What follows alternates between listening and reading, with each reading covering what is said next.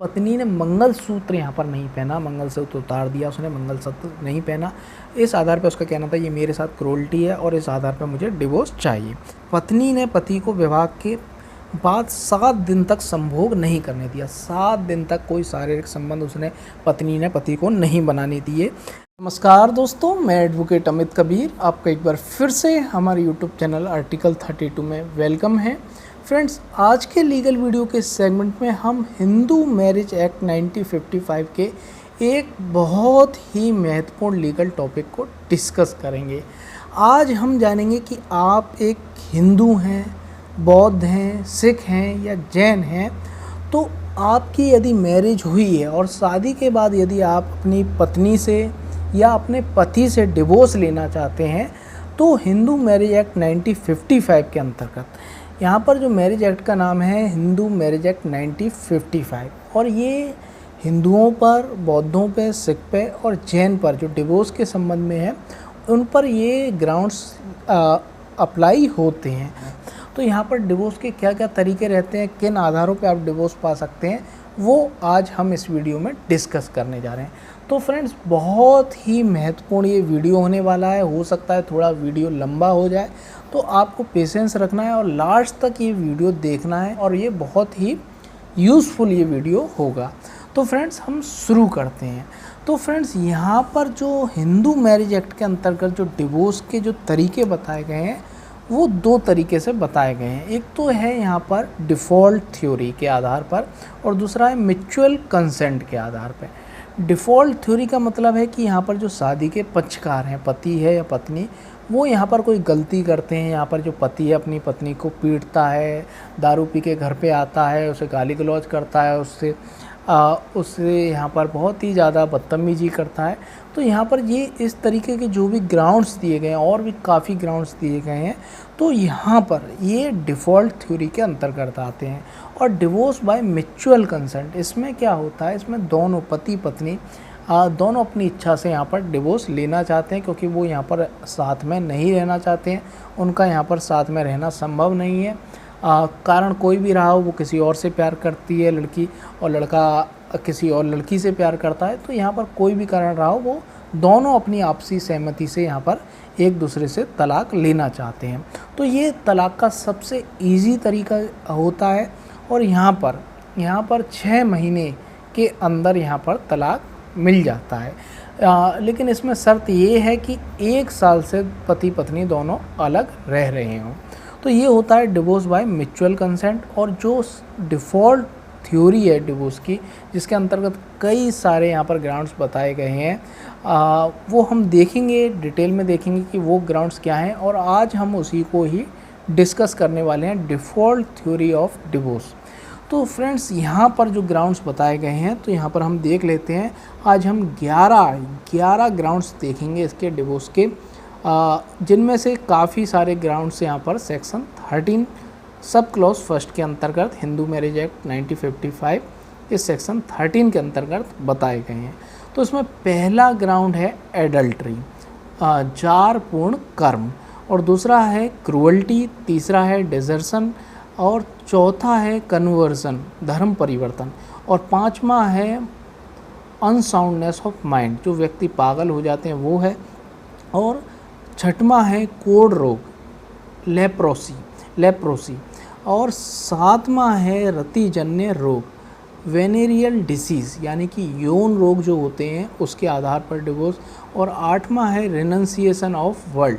तो यहाँ पर जो व्यक्ति सन्यासी बन जाते हैं, संसार का परित्याग कर देते हैं पूरी तरीके से, तो वो भी यहाँ पर ग्राउंड है। और 9वां है प्रिज्यूम्ड डेथ, और 9वां है प्रिज्यूम्ड डेथ। तो यहाँ पर व्यक्ति यदि 7 वर्ष से यहाँ पर लापता है, उसके बारे में किसी ने कुछ नहीं सुना है, यदि वो जिंदा होता तो ज़रूर सुना होता, तो यहाँ पर उसकी प्रिज्यूम्ड डेथ मानी जाएगी। और यहाँ पर दूसरे जो पार्टी, जो शादी का पक्षकार है, वो तलाक ऐसे आधार पर ले सकता है। और 10वां ग्राउंड है जुडिशियल सेपरेशन, जो सेक्शन 10 में बताया गया है हिंदू मैरिज एक्ट 1955 के। और 11 ग्राउंड है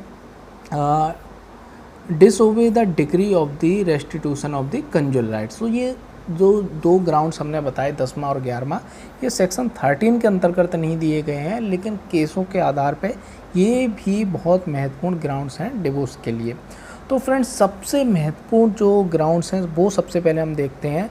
तो पहला है एडल्ट्री। एडल्ट्री मतलब जारपूर्ण कर्म। तो एडल्ट्री का मतलब होता है कि व्यक्ति यहाँ पर यदि पत्नी है या पति है तो वो क्या करता है, वो अपनी पत्नी के अलावा किसी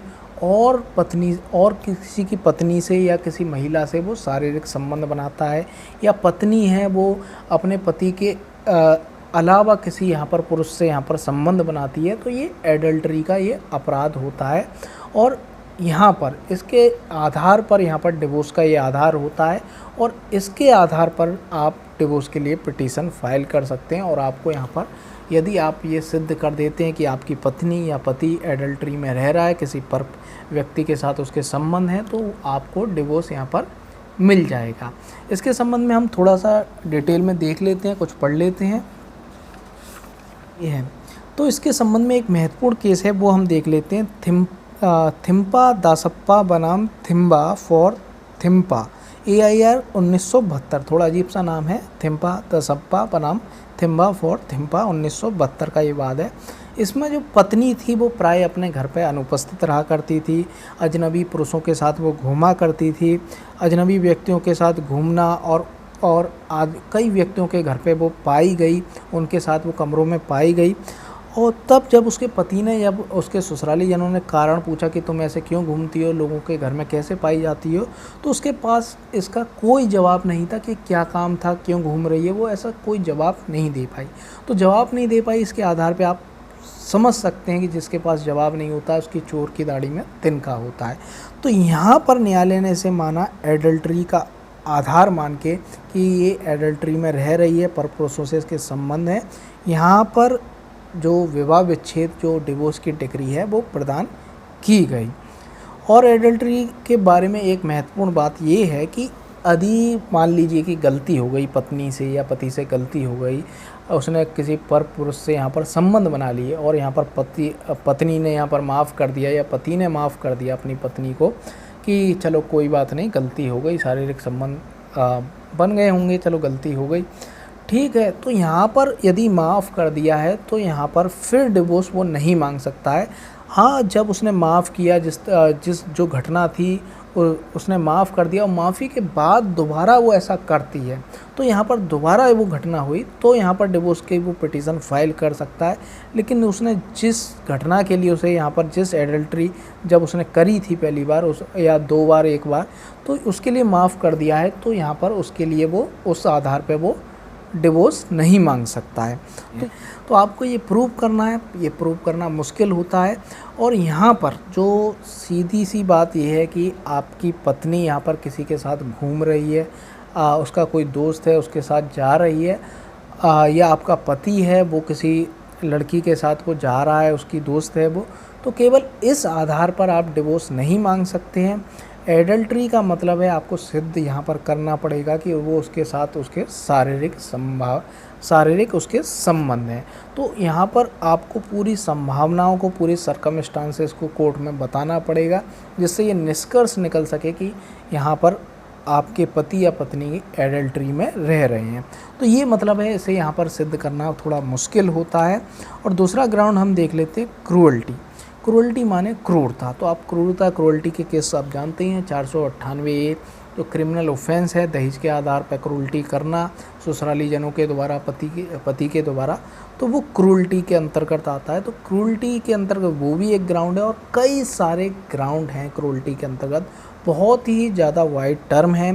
क्रूअल्टी को यहाँ पर डिफ़ाइन नहीं किया गया है और डिफ़ाइन किया भी नहीं जा सकता है, क्योंकि आए दिन नए नए केसों में क्रूअल्टी को बताया जा रहा है कि एक घर में यहाँ पर पति पत्नी रह रहे हैं और आपस में बात नहीं कर रहे हैं, यहाँ पर आपस में एक घर में रह रहे हैं और पति अपनी पत्नी से बात नहीं कर रहा है, या पत्नी अपने पति से बात नहीं कर रही है, एक पार्टी दूसरी पार्टी से बात नहीं कर रही है, इस तरीके से काफ़ी लंबे समय से रह रहे हैं, तो ये भी एक मानसिक क्रूअल्टी है। तो जो क्रूअल्टी है वो मेंटली हो सकती है, फिज़िकली हो सकती है, दोनों में से कोई भी हो सकती है, या दोनों भी हो सकती है। तो फ्रेंड्स, यहाँ पर जैसे कि मैथुन करने से इनकार करना, सेक्सुअल इंटरकोर्स से करने से मना करना। तो पति पत्नी जो सेक्सुअल इंटरकोर्स करते हैं, इसमें यहाँ पर पत्नी दोबारा या पति दोबारा मना करना, अपने पति से शारीरिक संबंध ना बनाना, तो ये भी क्या है, ये भी एक तलाक का आधार है, क्रूरल्टी के आधार पर। ये क्या है, पति के प्रति एक क्रूरल्टी है कि पत्नी उसे अपने साथ शारीरिक संबंध नहीं बनाने दे रही है। और दूसरा इसी में क्रूरल्टी क्या है, अत्यधिक मैथुन करना। जो तो यहाँ पर पति इतना ज़्यादा अत्यधिक मैथुन करता है और मैथुन करने के द्वारा क्रूरल्टी करता है, सिगरेट जलाता है उसके बदन पर, यहाँ पर जलती हुई सिगरेट लगाता है, तो ये सब क्रूरल्टी के आधार होते हैं। और क्या है, व्यभिचार का झूठा लांछन लगाना। यहाँ पर जो पत्नी है अपने पति से यहाँ पर कहती है कि तुम्हारे यहाँ पर किसी परम स्त्री से यहाँ पर शारीरिक संबंध है, तुम तो ऐसे हो, पराई स्त्रियों से शारीरिक संबंध बनाते हो। तो इस तरीके का पत्नी लांछन लगाती है या पति लांछन लगाता है कि तू तो वैश्या है। तो ये सब क्या है, क्रूरल्टी के आधार हैं। तो या फिर जो पत्नी है वो अपने पति से यहाँ पर कहती है तू तो हिंजड़ा है, शारीरिक संबंध बनाने में सक्षम ही नहीं है, तू तो बिल्कुल हिंजड़ा है, इस तरीके के अपशब्द बोलती है। तो ये सब क्रूरल्टी में आते हैं। और ये मेंटली क्रूरल्टी सबसे बड़ी बात है, मेंटल क्रूरल्टी के अंतर्गत बहुत ही वाइड जो टर्म है क्रूरल्टी का। और क्या है, पति दोबारा दूसरी स्त्री से विवाह करने का वादा करना। यदि पत्नी या पति है वो अपनी पत्नी के अलावा किसी स्त्री से, उसकी पत्नी तो है ही है, और किसी स्त्री से वो वादा करता है कि मैं तुमसे शादी कर लूँगा, और अपनी पत्नी के सामने करता है, तो क्या है, पत्नी को बहुत ठेस पहुँचती है, बहुत ही मेंटली तौर पर उसे टॉर्चर होता है, ब्रेकडाउन होता है मेंटली तौर पर। तो ये भी एक डिवोर्स का आधार है। पति का अत्यधिक शराब पीना या शराबी होना। तो यहाँ पर पति बहुत ही ज़्यादा शराबी है, शराब के नशे में आता है घर में और पत्नी के साथ मारपीट करता है, रोजीना कलेश करता है, कमाता धमाता नहीं है। तो ये सब क्या है, क्रूरल्टी है कि वो अपना भरण पोषण भी नहीं कर रहा है अपने बच्चों का, अपनी पत्नी का। तो ये भी क्रूरल्टी के अंतर्गत आती है। और क्या है इसके अंतर्गत, आसक्त पुरुष द्वारा पत्नी को उत्तेजित करना। वो क्या कर रहा है, किसी जो पति है बाहर किसी अपने दोस्त को लेके आता है और अपनी पत्नी से कहता है कि इसके साथ शारीरिक संबंध बनाओ, इसके साथ बैठो, बातें करो, शारीरिक संबंध बनाओ। तो ये भी क्या है, cruelty, mentally cruelty, physical cruelty दोनों में आती है। इसके संबंध में एक बहुत ही महत्वपूर्ण केस है, इंटरेस्टिंग केस है, ये है एस हनुमंत राव बनाम एस रामानी। तो इसमें क्या था, क्या इसमें क्वेश्चन ये था कि जो पति था, पति ने केवल इस आधार पे कि पत्नी ने मंगलसूत्र यहाँ पर नहीं पहना, मंगलसूत्र उतार दिया उसने, मंगलसूत्र नहीं पहना, इस आधार पे उसका कहना था ये मेरे साथ क्रूरल्टी है और इस आधार पे मुझे डिवोर्स चाहिए।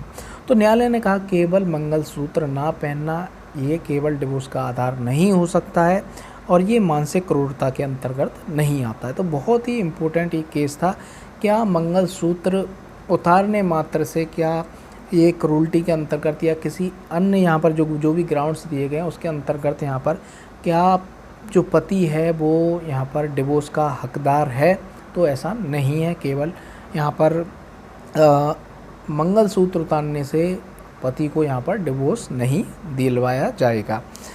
और दोस्तों इसके संबंध में हम और जान लेते हैं, दोनों में एक दूसरे से बिल्कुल बात नहीं करते हैं, एक पक्ष दूसरे पक्ष से बिल्कुल बात नहीं करता है। जो पति है वो अपनी संतान का कोई भरण पोषण का, पत्नी के भरण पोषण का ध्यान नहीं रखता है।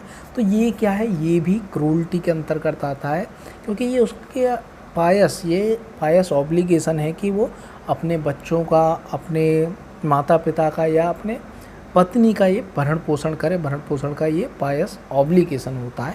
तो अपनी पत्नी और अपने बच्चों का भरण पोषण नहीं करता है तो ये क्रूरल्टी के अंतर्गत आता है। इसके संबंध में एक महत्वपूर्ण केस और है, वो हम देखते हैं, राजेंद्र भारद्वाज बनाम अनीता शर्मा का एक महत्वपूर्ण मामला है। इस मामले में क्या था कि पत्नी ने पति को विवाह के बाद 7 दिन तक संभोग नहीं करने दिया, 7 दिन तक कोई शारीरिक संबंध उसने पत्नी ने पति को नहीं बनाने दिए।